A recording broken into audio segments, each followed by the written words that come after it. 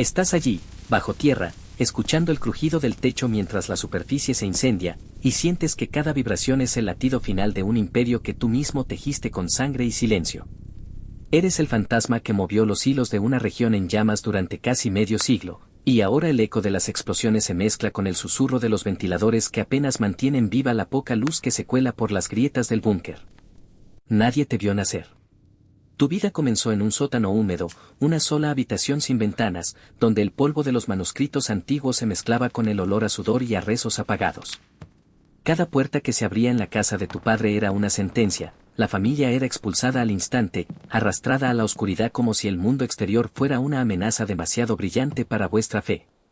Creciste tragándote el orgullo, aprendiendo a hablar en voz baja para no despertar a los guardias que rondaban el pasillo. Los ancianos clérigos empezaron a murmurar tu nombre, Seyed Khorazani, como si una profecía se estuviera gestando entre las paredes de piedra. A los 13 años, un clérigo radical cruzó la puerta de tu refugio y plantó una semilla peligrosa en tu mente. La fe sin poder es una sombra sin cuerpo, te dijo, y esas palabras encendieron la chispa que transformaría al niño tímido en un guerrero implacable. Saliste del sótano y buscaste los centros teológicos más prestigiosos, pero mientras tus compañeros memorizaban jurisprudencia, tú te infiltrabas en reuniones secretas con socialistas y pensadores seculares. En una mesa bajo una lámpara de aceite, estrechaste manos que temían a los mismos dioses que tú ahora usabas como arma. Tus discursos incendiarios resonaron en una mezquita, y la policía secreta real no tardó en marcarte como objetivo. Un día, los pasos de botas resonaron en el pasillo y te arrastraron a los calabozos más infames de la capital, donde la sangre manchó las paredes y el tiempo se volvió una eternidad de dolor. Durante 15 años, la tortura intentó quebrarte, pero en lugar de caer, comenzaste a forjarte. Aprendiste a ser una mosquita muerta, a dejar que el silencio de la celda trabajara a tu favor, dibujando mapas con sangre en la pared y tejiendo una red de inteligencia invisible bajo la nariz de los guardias. Fue en aquel oscuro recinto donde descubriste que el verdadero poder no reside en la fuerza bruta, sino en la capacidad de mover piezas sin que nadie vea tus manos. Reclutaste oficiales desilusionados, rebeldes ocultos, y forjaste alianzas de sangre que, cuando la puerta de hierro se abrió, se convirtieron en la columna vertebral de una guardia revolucionaria. Saliste al sol cegador con una sonrisa fría, sabiendo que la monarquía estaba a punto de desmoronarse bajo su propio humo. En medio de la tormenta, los cañones retumbaron y el rey cayó entre una nube de disparos. Las puertas de la prisión se abrieron de par en par, y tú, el prisionero callado, emergiste como el nuevo señor de las cenizas. Ahora, con la mirada fija en el horizonte, sabías que el verdadero dominio requería más que armas, necesitabas un flujo interminable de plata.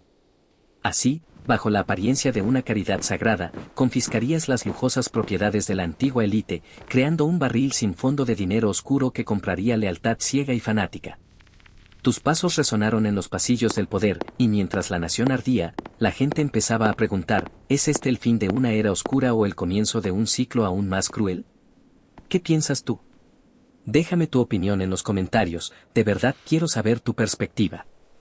Con el brazo derecho paralizado, convertido en símbolo sagrado de sacrificio, lideraste la guerra de 8 años contra el vecino, militarizando cada rincón del estado y apareciendo en la línea del frente con un uniforme militar sobre túnicas clericales. Esa imagen contradictoria, el santo guerrero que caminaba entre los escombros, se volvió una visión magnética para los jóvenes guardias revolucionarios que ansiaban un líder invencible. Y así, mientras el fuego consumía el viejo orden, tú te preparabas para la jugada maestra que consolidaría tu dominio sobre la nación que una vez te ocultó en la sombra. Si esto te está abriendo los ojos, suscríbete y activa la campana. Y entonces, con la ciudad todavía humeante bajo tus pies, comenzaste a trazar la siguiente fase de tu plan. Cada calle que había sido testigo del caos ahora se convertía en una hoja más del mapa que tenías impreso en la mente. La gente, agotada y hambrienta, miraba a los nuevos símbolos que erigías, estandartes con la caligrafía de un juramento antiguo, emisarios que portaban pergaminos dorados y, sobre todo, la presencia constante de tu figura, envuelta en la túnica del clero pero rematada con la placa de comandante que brillaba al sol como una promesa de victoria. Los discursos que pronunciabas en la plaza central resonaban como un eco de los antiguos profetas, pero con la frialdad de un estratega que había aprendido a medir cada palabra como si fuera una bala. El futuro pertenece a los que se atreven a tomarlo, decías, mientras los niños de los barrios más pobres se agrupaban a tu alrededor, viendo en tus ojos la chispa de una esperanza que nunca habían conocido. Cada gesto, cada mirada, estaba calculado para consolidar la lealtad de los 1.008.000 soldados que habías reclutado entre los restos de la Guardia Real y los 1.008.000 jóvenes que habían huido del caos para buscar refugio bajo tu bandera. Sin embargo, la verdadera pieza maestra de tu estrategia no era la fuerza militar, sino la manipulación del flujo de riquezas. Con la fachada de una caridad sagrada, ordenaste la confiscación de los palacios de la aristocracia caída, transformando sus tesoros en fondos que alimentaban a tus 1.008.000 oficiales, a tus 1.008.000 familias de soldados y, sobre todo, a los 1.008.000 clérigos que ahora juraban lealtad a tu causa. Cada moneda que entraba en los cofres del Estado llevaba una inscripción invisible, para la fe, para la patria, para el líder. Esa corriente de plata, tan oscura como la noche bajo la que habías nacido, se convirtió en el lubricante que mantuvo en marcha la máquina de la opresión y la veneración simultáneas. Con el brazo derecho paralizado, convertiste tu mutilación en un símbolo que resonaba en los corazones de los fieles. La herida, cubierta por una venda bordada con versos sagrados, se mostraba en cada aparición pública, recordando a todos que el sacrificio era parte del camino. En los campos de batalla, donde el polvo se mezclaba con la sangre, aparecía sobre una cabellera de caballos negros, con la túnica ondeando y la placa reluciendo, una visión que combinaba la santidad del sacerdote con la brutalidad del guerrero. Los mensajeros que regresaban de los frentes describían la escena como el santo guerrero que camina entre los escombros, portando la luz de la fe mientras arrastra la sombra de la muerte. Esa dualidad se convirtió en el mito que alimentó la moral de tus tropas y atemorizó a los enemigos. A medida que la guerra se extendía a lo largo de 8 años, cada victoria era celebrada con una procesión que terminaba en la gran mezquita de la capital, donde las voces del coro resonaban bajo los arcos de mármol, mientras tú, de pie en el púlpito, levantabas el puño derecho, ahora inmóvil, como señal de resistencia. Los crímenes cometidos en los territorios ocupados se ocultaban bajo la sombra de la justicia divina. Los pueblos sublevados eran obligados a pagar tributos bajo la amenaza de una sentencia que combinaba la horca con la excomunión. La propaganda del régimen mostraba imágenes de niños sonrientes recibiendo alimentos de los camiones de ayuda, mientras en la retaguardia se ejecutaban represiones que nadie se atrevía a mencionar en voz alta. Sin embargo, en los oscuros corredores del palacio, surgían voces que comenzaban a cuestionar la eternidad de tu dominio. Los asesinos que habían sido parte de tu red de mosca muerta, ahora cansados de la sangre derramada, empezaron a susurrar entre sí, preguntándose si el precio de la lealtad no era demasiado alto. Los clérigos más ancianos, que habían visto la profecía que te había proclamado como el portador del último estandarte, empezaron a interpretar los signos de una manera distinta. El humo que cubría la ciudad ya no era solo la señal de la victoria, sino la señal de una purga que podía consumir también al que la había desatado. En una noche sin luna, mientras la lluvia golpeaba los mosaicos del salón principal, uno de tus más fieles generales, el hombre que había sido tu mano derecha en la planificación de la invasión del vecino, se acercó a ti con una mirada que mezclaba respeto y temor. Señor, murmuró, el pueblo ya no solo grita por la victoria, también clama por paz. La sangre ha empapado cada esquina, la fe se ha convertido en miedo. Sus palabras, aunque dirigidas a ti, resonaban en los corazones de los oficiales que escuchaban desde la penumbra. Allí, bajo la luz tenue de una lámpara de aceite, sentiste por primera vez la presión de un futuro que no podías controlar. Fue entonces cuando la decisión más crucial de tu reinado tomó forma, el intento de consolidar un legado que superara la mera conquista. Decidiste crear una nueva orden, una institución que combinaría la educación religiosa con la formación militar, un colegio que formaría a los futuros líderes bajo la doctrina de la justicia divina. Las aulas estaban diseñadas con inscripciones que recordaban la historia del profeta que había llevado la fe al borde del abismo, mientras los patios de entrenamiento albergaban a los jóvenes que aprendían a manejar armas bajo la mirada de imanes religiosos. Así, buscabas cimentar tu influencia en la mente de las próximas generaciones, asegurando que la llama que habías encendido nunca se apagase. Sin embargo, la estrategia también contenía su propia semilla de destrucción. Al centralizar el poder en una élite educada, se creaba una brecha entre los líderes formados en esa academia y los 1.008.000 soldados que habían luchado en los campos. Aquellos que no habían pasado por la puerta del saber empezaron a sentir que sus sacrificios eran desvalorizados, que sus nombres quedaban relegados a los márgenes de la historia escrita por los eruditos. Las tensiones se manifestaron en pequeñas rebeliones en los puestos de avanzada, donde los capitanes locales, cansados de recibir órdenes que no comprendían, comenzaban a murmurar sobre la necesidad de una nueva autoridad. Mientras tanto, el vecino que habías derrotado en la guerra de 8 años no estaba dispuesto a permanecer en silencio. Desde su territorio, los diplomáticos enviaron emisarios que, bajo la apariencia de negociaciones de paz, buscaban desestabilizar tu gobierno mediante la infiltración de agentes que se mezclaban con los comerciantes y los curanderos. Los rumores de una conspiración que planeaba derrocar tu régimen se extendieron como fuego en la pradera seca, alimentando la paranoia que ya llevaba años latente en tu mente. Cada noche, el sonido de la lluvia se transformaba en el latido de un tambor que anunciaba la llegada de un nuevo enemigo, interno o externo. En medio de este torbellino, la figura del profeta que había inspirado tu ascenso volvió a aparecer en tus pensamientos. Recordaste las palabras que los ancianos susurraron cuando te nombraron Seyed Khorazani: el último estandarte será llevado al Salvador en el fin del mundo. La ambigüedad de esa profecía se volvió cada vez más clara. ¿Era el fin del mundo una metáfora de la destrucción de la vieja era, o era una advertencia de que el propio portador del estandarte sería consumido por la llama que había encendido? Esa duda, latente en lo más profundo de tu ser, comenzó a erosionar la confianza que había mantenido firme durante décadas.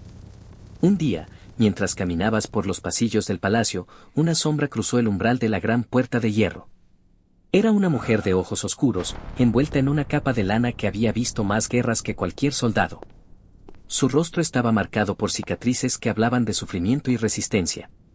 Sin decir una palabra, se acercó a ti y, con una voz que resonaba como el eco de los gritos de los campos de batalla, dijo: el poder no se mide por la cantidad de oro que posees, sino por la capacidad de escuchar el clamor de los que no tienen voz. Sus palabras, simples pero poderosas, penetraron la coraza que habías construido alrededor de tu corazón. Ese encuentro marcó el inicio de una transformación interior que, aunque no fue suficiente para detener la caída, sí cambió la forma en que percibías tu legado. Decidiste, al fin, abrir los archivos del palacio al público, permitiendo que los cronistas de la ciudad pudieran registrar tanto los triunfos como los horrores que habías causado.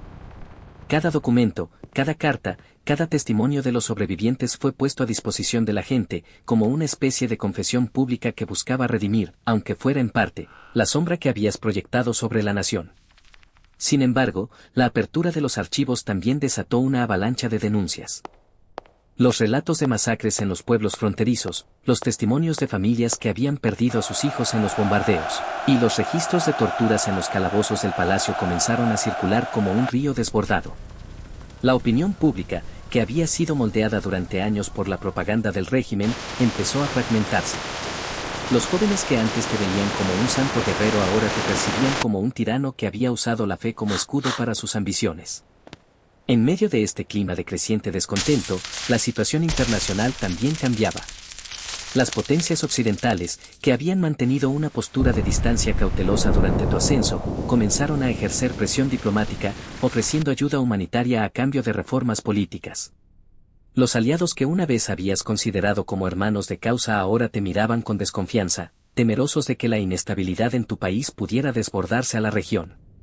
La balanza del poder, que habías mantenido en favor de tu dominio, se inclina lentamente hacia una nueva configuración. Con la sombra de la posible intervención extranjera sobre la cabeza, los militares de tu propio ejército empezaron a conspirar.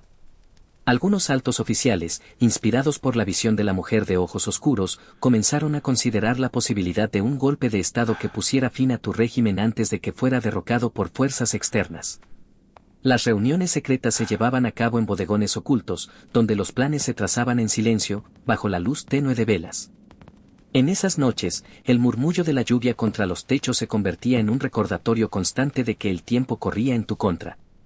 Mientras tanto, en los barrios más pobres, la gente empezó a organizarse de manera espontánea.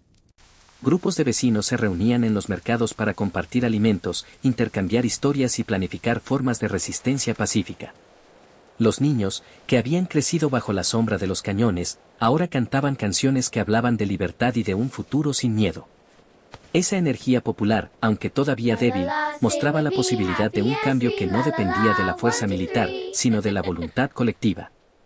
En este punto, la figura del líder supremo se encontró atrapada entre dos realidades: por un lado, la maquinaria del poder que había construido con sangre y oro; por otro, El despertar de una conciencia que había sido reprimida durante años. La lucha interna se manifestó en tus noches de insomnio, cuando los recuerdos de los años de tortura en la prisión se mezclaban con los ecos de los discursos que habías pronunciado frente a multitudes. La culpa, esa sombra que acompañó cada decisión, comenzó a pesar más que el orgullo que una vez te había impulsado. Una madrugada, mientras el cielo se teñía de un gris pálido y la ciudad permanecía en silencio, recibiste una carta sin remitente. En ella, escrita con una caligrafía cuidadosa, se leían palabras que resonaron como un golpe de martillo: el verdadero poder no está en la fuerza que impones, sino en la capacidad de dejar que el pueblo decida su destino. Esa frase, breve pero profunda, se convirtió en el punto de inflexión que necesitabas para tomar una decisión final. Decidiste entonces convocar a una Asamblea Nacional, una reunión sin precedentes donde los representantes de cada provincia, los líderes religiosos, los militares, los comerciantes y los simples ciudadanos serían invitados a discutir el futuro del país. La convocatoria, anunciada en los megáfonos de la plaza, causó una mezcla de expectación y temor. Algunos veían en ese gesto una oportunidad para reparar los errores del pasado. Otros sospechaban que se trataba de una maniobra para consolidar aún más tu autoridad bajo la apariencia de democracia.